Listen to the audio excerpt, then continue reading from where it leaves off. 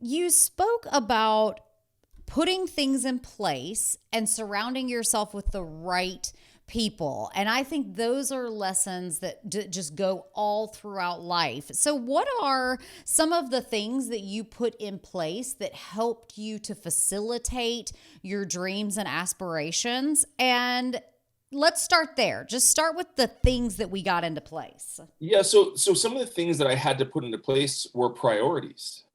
Like that was the first thing I had to do. I had to figure out, okay, what's important to me and what am I willing to give up and what am I not willing to budge on? And sometimes more than what you're willing to give up, the more important thing is like, what are you not willing? What is an absolute no for you? And so for me, it was my faith.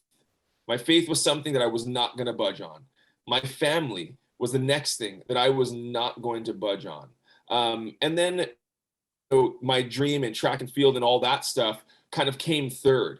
And that was the order that my priorities were in. And so once I got my priorities in order, then I had to find people that I could surround myself with that understood the dynamic of all three of those and understood how to like put those in the proper order so that they kind of flowed into each other so that I wasn't, even though track and field was number 3 on my priority list, it wasn't like I wasn't giving it everything I had.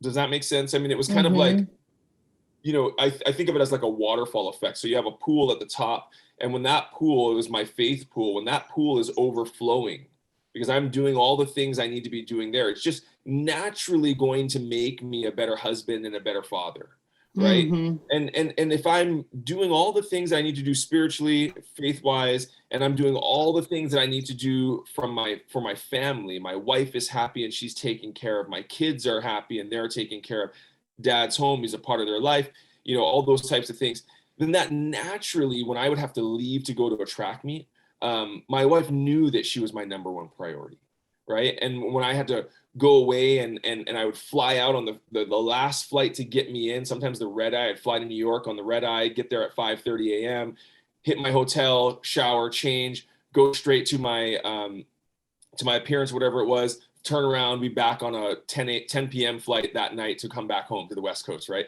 Like they knew, my family always knew. But because they knew they were my priority, that pool was full and it allowed me to pour everything into my career. So track and appearances and all that kind of stuff.